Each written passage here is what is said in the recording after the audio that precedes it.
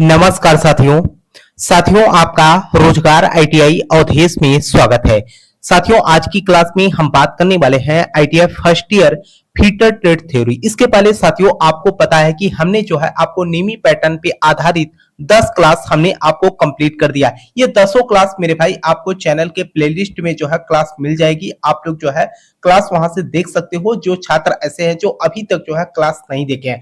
और मैंने आपको स्टार्टिंग में ही बोला था साथियों कि अगर आप आईटीआई सीबीटी परीक्षा की तैयारी कर रहे हैं, चाहे आप आईटीआई फर्स्ट ईयर के स्टूडेंट हो, चाहे आप आईटीआई सेकेंड ईयर के स्टूडेंट हो, चाहे आपका कोई भी ट्रेड हो मेरे भाई, है ना, ट्रेड से रिलेटेड अगर आप नेमी पैटर्न पे आधारित जितने भी प्रश्न हैं सभी को आप मेरे भाई अगर आप देख लेते हैं और साथ में अगर आप प्रीवियस ईयर का पेपर मेरे भाई जब आप को यहां पर जो है मैं हल कराऊंगा तो देखिएगा आप सीधे तौर पे नेमी पैटर्न से ही प्रश्न उठाकर पूछा गया है एनसीईआरटी बोर्ड की तरफ से। तो कहने का सीधा मतलब है मेरे भाई कि अगर आप इन दोनों को जो है सही ढंग से पढ़ लेते हो तो आपके सीबीटी परीक्षा में एक भी प्रश्न मिस नहीं होने वाला। तो आइए साथियों क्लास को स्टार्ट करते हैं। और क्लास को स्टार्ट करने से पहले आप लोगों से एक छोटा सा निवेदन भी रहेगा कि जो भी साथी चैनल पे पहली बार हो चैनल को सब्सक्राइब कर लीजिएगा, साथ में अपने मित्र यार दोस्त के पास क्लास को शेयर भी कर देना ताकि उन्हें भी जो है इंफॉर्मेशन मिल सके। अब यहां पर देखिए जो पहला प्रश्न आज की क्लास में कर रखा है, शीट मेटल वर्क में सहायक उपकरण का नाम क्या है। शीट मेटल वर्क में सहायक उपकरण का नाम क्या है, तो यहां पर चित्र दे रखा होगा मेरे भाई। तो यहां पर आप देखेगा सीधे तौर पे अगर आप चित्र देखेंगे मेरे भाई, है ना, अगर मैं चित्र की बात करता हूं तो इसको जो है देखकर आप बता सकते हैं मेरे भाई, क्योंकि इससे रिलेटेड मैंने आपको एक प्रश्न ऑलरेडी करा चुका हूं, है ना। तो ये जो है आपका क्या है, हाफ मून स्टेक है। तो यहां पर हम ऑप्शन में देखते हैं कि हाफ मून स्टेक है कि नहीं है। तो यहां पर अगर आप देखोगे मेरे भाई तो साथियों यहां पर आपसे कर रखा है तीसरा ऑप्शन आपका हाफ मून स्टेक। तो आंसर आपका यहाँ पर जो चित्र दिखाया गया है ये हाफ मून स्टेक का दिखाया गया है, ठीक है। और आपको मैंने पहले भी बोला था कि जो आप लोगों की सीबीटी परीक्षा होती है मेरे भाई, एनसीईआरटी बोर्ड जो है चित्र देकर जो है करीब करीब आपके 10 से 15 प्रश्न मेरे भाई हर वर्ष जो है पूछता ही पूछता है, और हर सेट की मैं बात कर रहा हूं, ठीक है। अगले प्रश्न की अगर हम बात करें साथियों तो देखिए आपका अगला प्रश्न यहाँ पर क्या कर रखा है। अगला प्रश्न कर रखा है कि रिवेट को अंतिम आकार देने के लिए किस रिवेटिंग टूल का उपयोग किया जाता है। वेरी वेरी इंपॉर्टेंट प्रश्न है मेरे भाई आपके सीबीटी परीक्षा के लिए। अगर मैं बात करूं अभी हाल ही में जो 2026 में आप लोगों का बैक पेपर कंप्लीट कराया गया मेरे भाई नवंबर दिसंबर में, सॉरी यहाँ पर 2025 में नवंबर दिसंबर में जो है आपका जो बैक पेपर यहाँ पर कंप्लीट कराया गया है ना। और साथ में अभी जो हाल ही में जो है मेरे भाई बैक पेपर कंप्लीट कराया गया है, इसमें जो है स्टूडेंट जो है इसी प्रश्न को लेकर जो है हमारे पास मैसेज भी किए थे, जो कि मैंने आपको वीडियो के माध्यम से बताया भी था, है ना। अब यहाँ पर देखिए कर रखा है कि रिवेट को अंतिम आकार देने के लिए किस रिवेटिंग टूल का उपयोग किया जाता है। तो यहाँ पर अगर हम रिवेटिंग टूल की बात करते हैं तो ड्रिफ्ट का या ट्रॉली का या रिवेट सेट का या रिवेट स्नैप का। तो यहाँ पर हम क्या करते हैं, रिवेट स्नैप का जो है उपयोग करते हैं। तो आंसर आपका यहाँ पर क्या डी बन जाएगा। देखिए अगला प्रश्न साथियों आपको यहाँ पर क्या कर रखा, और वेरी वेरी इंपॉर्टेंट प्रश्न है साथियों, आपको मैं बता दूं रिवेट दोष से संबंधित एक प्रश्न आपके सीबीटी परीक्षा में पूछता ही पूछता है। कभी कभी तो साथियों आपकी परीक्षा में 2 से 3 प्रश्न जो है यहाँ पर एनसीईआरटी बोर्ड उठाकर पटक देता है आपके सीबीटी परीक्षा में, है ना। अब यहाँ पर देखिएगा अगला प्रश्न कर रखा है कि इस रिवेटिंग दोष का नाम क्या है। अब यहाँ पर आपको चित्र को जो है देखकर आपको बताना है कि इसमें जो है कौन सी दोष जो है बताया गया है। अगर आप यहां पर देखेंगे साथियों जो यहां पर चित्र आपको दिखाया गया है, अगर आप रिवेट के हेड को देखेंगे यहां पर ये वाला तो हेड आपका सही दिख रहा है, लेकिन इस हेड में आप देखिएगा इसके निचले वाले भाग में जो है चारों तरफ यहां पर जो है क्या, यहाँ पर एक तरीके से अगर हम कहें तो कुछ अतिरिक्त मटेरियल है ना। ये जो अतिरिक्त मटेरियल होता है इसी को मैं आप लोगों को बोला भी था कि इसी को हम अलाउंस भी बोलते हैं। तो यहाँ पर अगर हम देखें तो यहाँ पर सेक पर जो है अधिक अलाउंस यहाँ पर देखने को मिल रहा है, ठीक है। तो अगर हम ऑप्शन की बात करते हैं साथियों तो यहाँ पर देखिएगा ऑप्शन आपका देखिए पहला कर रखा है कि सेक पर बहुत कम अलाउंस होता है मेरे भाई, तो वहां पर मटेरियल दिखता ही नहीं, है ना। सेक पर बहुत अधिक अलाउंस जो है दिख रहा है, ठीक है। तो ऐसे में आंसर आपका यहाँ पर क्या बी बन जाएगा। आइए अगले प्रश्न पे हम बात करते हैं साथियों। देखिए साथियों यहां पर जो है आपका अगला प्रश्न क्या कर रखा है, रिवेटिंग में फ्लूइड टाइट ज्वाइंट बनाने के लिए किस प्रयुक्त टूल का नाम बताइए। कहने का मतलब है, अगर मैं बात करूं साथियों, फ्लूइड टाइट जॉइंट जब बनाया जाता है तो उसमें जो प्रयुक्त टूल होता है उसका नाम क्या है, ये जो है आपसे पूछ रखा है।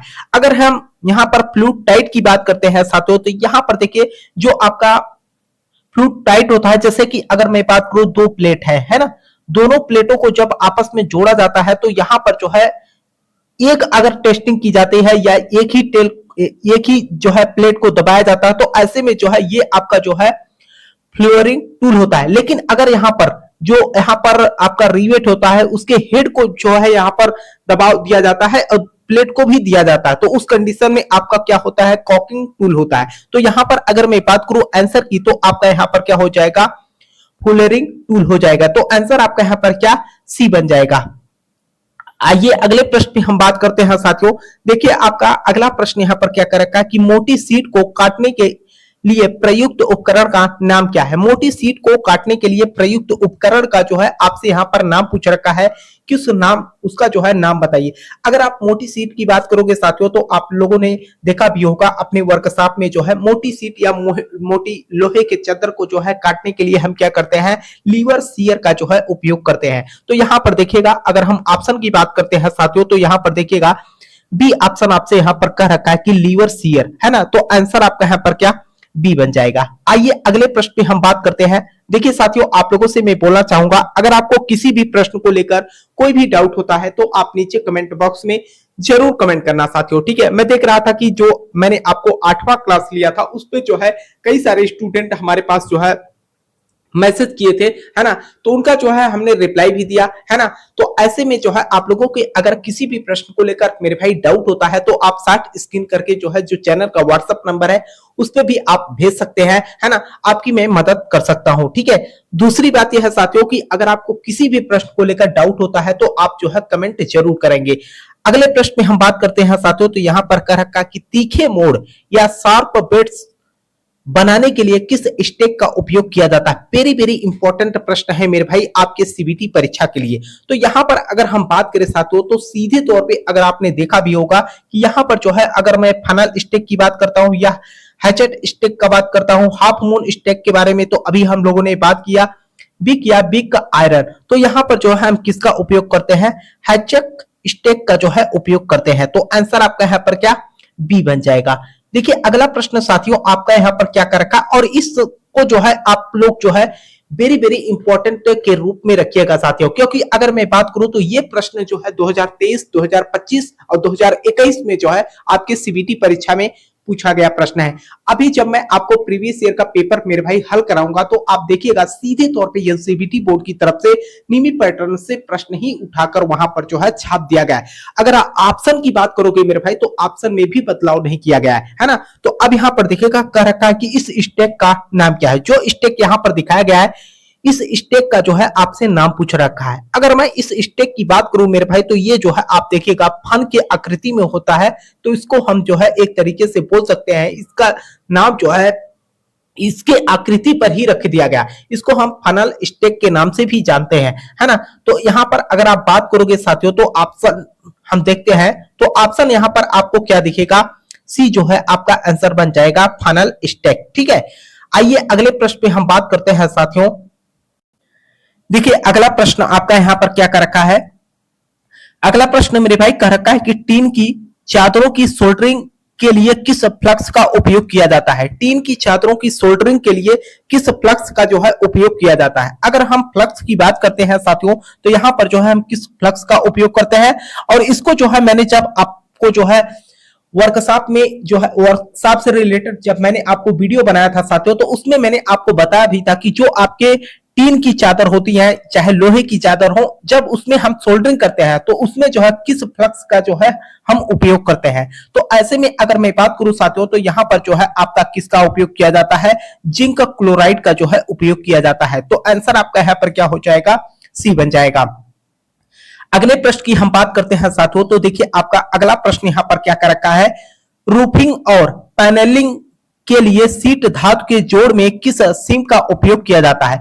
अब यहां पर अगर मैं बात करूं सीम का, तो मैंने आपको 1 से 2 प्रश्न मेरे भाई सीम से रिलेटेड जो है प्रश्न कंप्लीट कराया है। सबसे पहले तो सीम आप समझिएगा, जैसे कि मैं लोहे की एक प्लेट को इस तरीके से जो है यहां पर मोड़कर, और दूसरा प्लेट इस तरीके से, और तीसरा प्लेट ले आकर मेरे भाई यहां पर ऐसे कर दिया जाए। उसके बाद इसको हैमर की सहायता से जो है हम इसको लॉक करते हैं या जोड़ प्रदान कर दे, तो इसी को हम क्या कहते हैं, सीम बोलते हैं। लेकिन यहां पर ये जो सीम है ना, रूफिल और पैनलिंग के लिए सीट धातु के जोड़ में किस सीम का उपयोग किया जाता है, तो यहां पर जो है हम किसका उपयोग करते हैं, डबल ग्रूवेट सीम का जो है उपयोग करते हैं। तो आंसर आपका यहां पर क्या बन जाएगा, डी बन जाएगा। आइए अगले प्रश्न की हम बात करते हैं साथियों। देखिए आपका अगला प्रश्न यहां पर क्या कर रखा है। अगर अगले प्रश्न की बात किया जाए साथियों, तो यहां पर जो है सीधे तौर पे अगला प्रश्न आपका यहां पर कर रखा है कि रिवेट इंटरफेरेंस क्या है। रिवेट इंटरफेरेंस क्या है, ये जो है पूछ रखा है। अगर हम रिवेट इंटरफेरेंस की बात करें साथियों, तो यहां पर जो है आपका पहला ऑप्शन कर रखा है चादर की मोटाई है, या रिवेट का व्यास है, या हेड बनाने के लिए जो है लंबाई। तो यहां पर अगर मैं बात करूं तो ये जो है आपका क्या है, हेड बनाने के लिए जो है लंबाई होता है क्या, रिवेट इंटरफेरेंस। तो आंसर आपका यहां पर क्या बन जाएगा, सी बन जाएगा। देखिए आपका अगला प्रश्न साथियों यहां पर क्या कर रखा, और ये प्रश्न आपके सीबीटी परीक्षा के लिए बहुत ही इंपॉर्टेंट है। अगर मैं बात करूं साथियों, तो ये जो है आपके 2022 में जो है पूछा गया प्रश्न है सीबीटी परीक्षा में। अब यहां पर देखिएगा क्या कर रखा कि यक्ष के रूप में चिन्हित छेद का उद्देश्य क्या है। यहां पर जो है यक्ष के रूप में जो चिन्हित यहां पर छिद्र है, इसका जो है सीधे तौर पे अगर मैं बात करूं साथियों, तो ये जो है आपसे नाम पूछ रखा है। तो ये जो आपका छिद्र होता है, ये जो है क्रैक को जो है बंद करना होता है, ठीक है। तो आंसर आपका यहां पर क्या हो जाएगा, पहला ही बन जाएगा, क्रैक को बंद करना, ठीक है। आइए अगले प्रश्न पे बात करते हैं साथियों। देखिए यहां पर जो है आपका अगला प्रश्न यहां पर क्या कर रखा है, और ये प्रश्न मेरे भाई बहुत ही इंपॉर्टेंट है आपके सीबीटी परीक्षा के लिए। कर रखा है कि दोषपूर्ण रिवेटिंग का जो है कारण क्या है। यहां पर जो रिवेटिंग दोष आपको दिखाया गया है, इसको जो है सीधे तौर पे आपको चित्र को देखकर पहचानना है कि इसमें ये जो है कौन सा दोष यहां पर जो है दिखाया गया है। अगर यहां पर हम बात करें साथियों, आप यहां पर देख सकते हो, अगर आप देखेंगे न तो रिवेट का दोष यहां पर दिखाया है, हेड का भी दोष नहीं दिख रहा है। अगर हम बात करें यहां पर जो हमारी यहां पर प्लेटें हैं, उनमें जो है यहां पर सीधे तौर पे देखा जाए तो प्लेटों को जो है अनुचित तरीके से जो है यहां पर जोड़ा गया है। तो आंसर अगर आप बात करोगे साथियों, ऑप्शन में हम लोग देखते हैं, ऑप्शन में क्या कर रखा है कि प्लेटों के बीच जो है बर्ब है, प्लेटों के बीच में तो बर्ब नहीं है, बहुत कम अलाउंस दिया जाता है, प्लेटों का अनुचित जुड़ाव। जी हाँ, यहां पर जो है हम प्लेटों को जो है अनुचित जुड़ाव के कारण जो है ऐसा दोष दिख रहा है। तो अगर हम दोष की बात करते हैं तो यहां पर क्या बन जाएगा, सी बन जाएगा, ठीक है। अगले प्रश्न पे हम बात करते हैं साथियों, और ये प्रश्न आपके सीबीटी परीक्षा के लिए मेरे भाई बहुत ही इंपॉर्टेंट है। अगर मैं बात करूं तो ये जो है अभी हाल ही में जो 2025 में आपकी सीबीटी परीक्षा कंप्लीट कराई गई मेरे भाई, और साथ में जो आप लोगों का बैक पेपर कंप्लीट कराया गया 2026 में ही, है ना, उसमें जो है ये प्रश्न पूछा गया प्रश्न है ना। अब यहां पर देखिएगा साथियों, यहां पर क्या कर रखा है कि साइड किनारों से पहले रिवेट की दूरी कैसे निर्धारित की जाती है। साइड किनारों से पहले रिवेट की दूरी कैसे निर्धारित की जाती है, ये जो है आपसे पूछ रखा है। अगर हम साइड के किनारों से पहले रिवेट की दूरी कैसे निर्धारित की जाती है, तो यहां पर 2 गुणित रिवेट के व्यास, है ना। तो आंसर आपका यहां पर क्या हो जाएगा, बी बन जाएगा। लेकिन एक रिवेट और दूसरे रिवेट के बीच की अगर हमको दूरी ज्ञात करना होता है, तो ऐसे में जो है 3 इंटू रिवेट का व्यास, है ना। तो आंसर तो आपका यहां पर क्या बन जाएगा, बी बन जाएगा। आइए अगले प्रश्न पे हम बात करते हैं साथियों। देखिए आपका अगला प्रश्न यहां पर क्या कर रखा है कि हाथ कतरनी मशीन में यक्ष के रूप में चिन्हित भाग का क्या नाम है।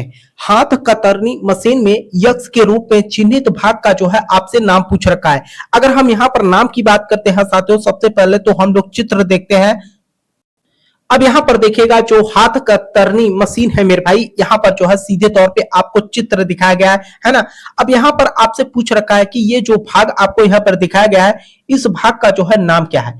अगर हम भाग की नाम की बात करते हैं तो साथियों ये जो है जो कहा गया है, ये ऊपरी ब्लेड है। तो ऑप्शन में अगर हम देखें साथियों, तो यहां पर देखिए क्लैंप भी दे रखा है, लीवर आर्म भी दे रखा है, निचला ब्लेड भी दे रखा है, ऊपरी ब्लेड। तो ये जो है आपका क्या हो जाएगा, ऊपरी ब्लेड हो जाएगा। तो आंसर आपका यहां पर क्या, डी बन जाएगा। देखिए आपका अगला प्रश्न यहां पर क्या कर रखा है साथियों। अगर हम अगले प्रश्न की बात करते हैं तो यहां पर देखिए कह रखा है कि सीट मेटल वर्क में स्टेक का क्या लाभ है, सीट मेटल वर्क में स्टेक का क्या लाभ है, ये जो है आपसे पूछ रखा है। अगर हम लाभ की बात करते हैं साथियों यहां पर, तो आप देखिएगा तेज करना होता है या सहायता प्रदान करना या रेस्ट ऑफ वर्क पीस या उपकरण को जो है नुकसान से बचाने के लिए। अगर हम सीट मेटल वर्क में स्टेक की अगर हम बात करते हैं साथियों, तो ये जो हमारा स्टेक होता है ये एक तरीके का क्या करता है, ये सहायता प्रदान करता है। तो ऑप्शन में आप देखिएगा तो आंसर यहां पर क्या हो जाएगा, ये एक क्या होता है आपका सपोर्टिंग टूल होता है। तो आंसर आपका यहां पर क्या बन जाएगा, बी बन जाएगा। आइए अगले प्रश्न पे हम बात करते हैं, और इस प्रश्न में भी आप यहां पर देख सकते हो कि रिवेट का जो है यहां पर दोष दिखाया गया, और इस दोष को जो है देखकर बताना है कि इसमें जो है क्या कौन सी ऑपरेशन जो है इस रिवेट जॉइंट में किया गया है। यहां पर कह रखा है कि रिवेटिंग में यक्ष के रूप में चिन्हित उपकरण का क्या नाम है। अब यहां पर देखिएगा साथियों, इसके पहले भी मैंने आप लोगों से बोला था कि वहां पर जो है जब यहां पर ये जो ऑपरेशंस आपको दो ऑपरेशंस दिखाए गए, इसमें जो है सीधे तौर पे यहां पर कहा गया कि यक्ष के रूप में चिन्हित उपकरण का नाम बताइए। तो यहां पर अगर हम नाम की बात करते हैं साथियों, तो यहां पर जो है ये जो उपकरण आपको दिखाया गया है, ये जो है आपका कॉकिंग टूल को दिखाया गया है ना। अब यहां पर हम देखते हैं कि ऑप्शन में कॉकिंग टूल है कि नहीं है। तो आप यहां पर देखिएगा साथियों, ऑप्शन में आपको दिख रहा है कॉकिंग टूल, तो आंसर आपका यहां पर क्या, डी बन जाएगा। आइए अगले प्रश्न में हम बात करते हैं साथियों। देखिए आपका अगला प्रश्न यहां पर क्या कर रखा है। देखिए आप लोगों को मैं बोलना चाहूंगा मेरे भाई, किसी भी प्रश्न को लेकर अगर आपको कहीं पर भी कोई भी डाउट होता है तो आप नीचे कमेंट बॉक्स में जरूर कमेंट करना। मीमी पैटर्न पे आधारित जितने भी प्रश्न है मेरे भाई यहां पर मैं आपको हल करा रहा हूं।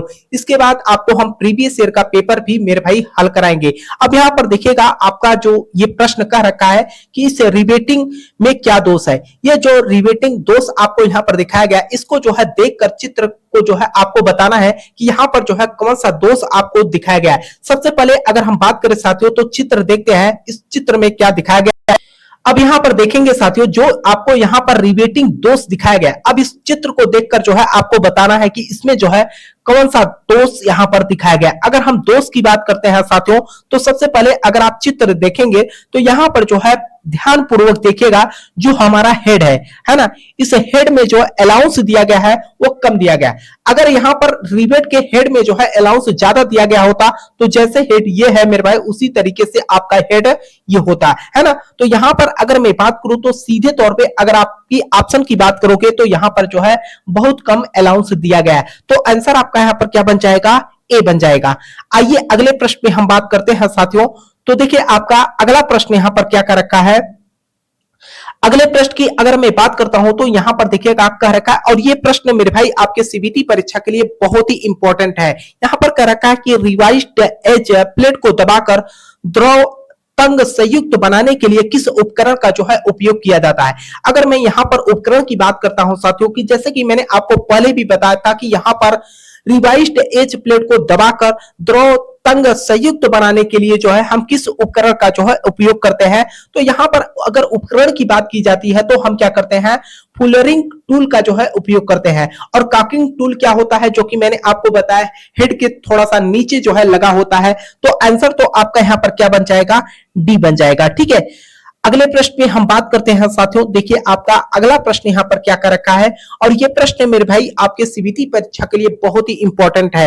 यहाँ पर कह रखा है कि विभिन्न प्रकार के हेम और सीम बनाते समय अलाउंस की आवश्यकता क्यों होती है।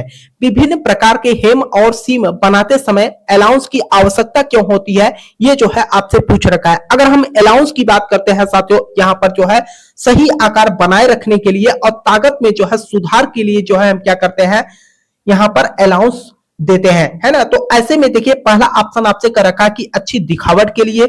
आगे आपसे यहां पर कर रखा है किनारों को जो है नुकसान से बचाने के लिए। आगे आपसे यहां पर दिखेगा क्या कर रखा है, सीम पर ओवरलैपिंग को जो है रोकने के लिए, या सही आकार बनाए रखे और ताकत में जो है सुधार के लिए जो है हम यहां पर उपयोग करते हैं। तो आंसर आपका यहां पर क्या बन जाएगा, डी बन जाएगा। देखिए आपका अगला प्रश्न साथियों यहां पर क्या कर रखा है। अगर हम अगले प्रश्न की यहां पर बात करते हैं तो कह रखा है कि जोड़ और शोल्डर के लिए कौन सी धातु सीट में सबसे आसान है। कहने का मतलब जोड़ और शोल्डर के लिए कौन सी धातु की सीट सबसे आसान होता है, ये जो है आपसे पूछ रखा है। तो यहां पर अगर हम बात करें साथियों, जैसे आपको ज्वाइंट भी करना है, उसके बाद आपको सोल्डरिंग भी करना है, तो वहां पर जो है हम किस धातु शीट का उपयोग करेंगे? टिंट प्लेट का जो है हम वहां पर उपयोग करते हैं। और ये जो है आपके सीबीटी परीक्षा में अगर आप बात करोगे मेरे भाई, तो ये जो प्रश्न पूछा गया था ना, तो वहां पर खाली स्थान दे दिया गया था और आपसे पूछ रखा था कि उस खाली स्थान पे जो है क्या होगा, तो यहाँ पर टिंड प्लेट हो जाएगा। तो आंसर आपका यहाँ पर क्या बन जाएगा? ए बन जाएगा। आइए नेक्स्ट प्रश्न पे बात करते हैं। देखिए आपका अगला प्रश्न यहां पर क्या कर रखा है कि शीट मेटल के काम में कौन सी धातु बहुत नरम और भारी होती है? शीट मेटल के काम में कौन सी धातु बहुत नरम और भारी होती है? एक तरीके से अगर मैं बात करूं साथियों, यहां पर जो है शीट मेटल के बारे में जो बात किया गया है, कहने का मतलब जो भारी धातु होते हैं उनके लिए कहा गया है ना। तो ऐसे में अगर मैं बात करूं यहां पर जो है, जैसे कि यहां पर पहला आपसे कर रखा है कि लेड, काला लोहा, एल्युमिनियम, तांबा की शीट, है ना। तो ऐसे में आपका यहाँ पर अगर मैं बात करूं तो लेड ही हो जाएगा, नरम और भारी होती है। तो आंसर आपका यहाँ पर क्या? ए बन जाएगा। देखिए अगला प्रश्न आपका यहाँ पर क्या कर रखा है, अगर हम अगले प्रश्न की बात करते हैं साथियों, तो यहाँ पर आपसे कर रखा है कि कौन सी धातु की शीट पानी और मौसम के संपर्क को झेल सकती है। अब यहाँ पर देखिएगा, वेरी वेरी इंपॉर्टेंट प्रश्न है। कह रखा है कि कौन सी धातु की शीट पानी और मौसम के संपर्क को जो है झेल सकती है। अगर हम ब्लैक आयरन की बात करते हैं मेरे भाई, तो आपको भी पता है कि यहाँ पर काला और ये नीला दिखता है। तो ऐसे में जो है जो ब्लैक आयरन होता है, इसमें जो है आपके जंग जो है बहुत तेजी से लगते हैं। कॉपर शीट की बात करें या स्टेनलेस स्टील की बात करें या जस्ता लोहा, तो यहाँ पर जो आपका चाहे आप पानी की बात करें चाहे अलग अलग मौसम की बात करें, तो आपका जो जस्ता लोहा होता है मेरे भाई, ये जो है झेल जाता है। तो आंसर आपका यहाँ पर क्या बन जाएगा? डी बन जाएगा। देखिए आपका अगला प्रश्न मेरे भाई यहाँ पर क्या कर रखा है, अगर हम अगले प्रश्न की बात करते हैं तो यहाँ पर कर रखा है कि रिवेटिंग ऑपरेशन में ड्रिफ्ट का उद्देश्य क्या है। वेरी वेरी इंपॉर्टेंट प्रश्न। अगर मैं बात करूं साथियों, तो ये प्रश्न जो है 2 बार जो है यहाँ पर मिनी पैटर्न पे जो है रिपीट हो चुका है। कर रखा है कि रिवेटिंग ऑपरेशन में ड्रिफ्ट का उद्देश्य क्या है। अगर हम ड्रिफ्ट की बात करते हैं मेरे भाई, तो आपको भी पता है कि रिवेट या 2 प्लेटों के बीच में जो होल होता है, उसको जो है सही तरीके से रिवेट को जो है सही पोजीशन में जो है रखने के लिए जो है हम यहाँ पर क्या करते हैं?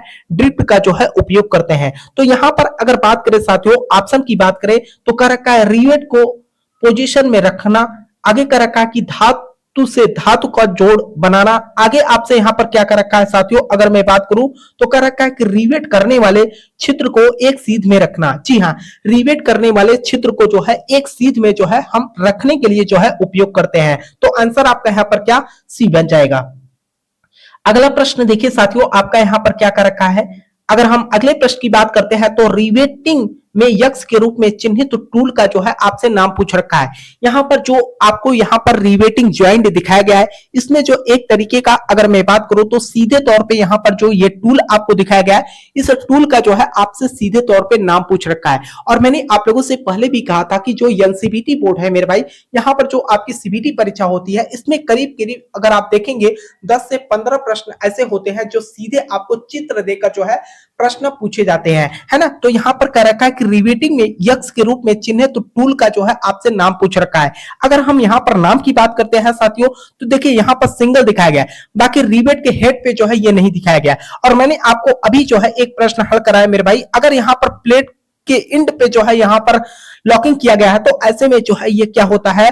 फुलरिंग टूल होता है। तो ऑप्शन में अगर आप देखेंगे मेरे भाई, तो यहाँ पर ऑप्शन में आपका ड्रिफ्ट कर रखा है, रिवेट स्नैप कर रखा है, और आगे क्या कर रखा है? आगे आपसे यहाँ पर कर रखा है कि फुलरिंग टूल कर रखा है। ठीक है, तो आंसर आपका यहाँ पर क्या? डी बन जाएगा। देखिए अगला प्रश्न साथियों, आपका यहाँ पर क्या कर रखा है, अगर हम अगले प्रश्न की बात करते हैं तो कर रखा है कि कौन सा हथौड़ा रिवेटिंग के लिए उपयुक्त है। तो वेरी वेरी इंपॉर्टेंट प्रश्न है मेरे भाई आपके सीबीटी परीक्षा के लिए। कर रखा है कि कौन सा हथौड़ा रिवेटिंग के लिए जो है उपयुक्त होता है। तो यहाँ पर अगर हम रिवेटिंग की बात करते हैं साथियों, तो जैसे आपका प्लास्टिक का हथौड़ा होता है या बॉल पिन हैमर होता है। तो अगर हम आकृति की निर्माण की बात करें साथियों, तो वहां पर हम क्या करते हैं? बॉल पिन हैमर का उपयोग करते हैं। तो यहाँ पर अगर आप रिवेट की बात करेंगे, रिवेटिंग के लिए या रिवेट जॉइंट के लिए जो है हम किस हैमर का यहाँ पर उपयोग करते हैं तो बॉल पिन हैमर का उपयोग करते हैं। ठीक है, आइए अगले प्रश्न को हम यहाँ पर आपको होमवर्क दे रहे हैं और इस प्रश्न को जो है आप लोग उत्तर जो है कमेंट बॉक्स में कमेंट करके जरूर दीजिएगा। यहाँ पर कर रखा है कि शीट मेटल के कोने पर कौन सा नॉच 45 अंश के कोण पर काटा जाता है ना।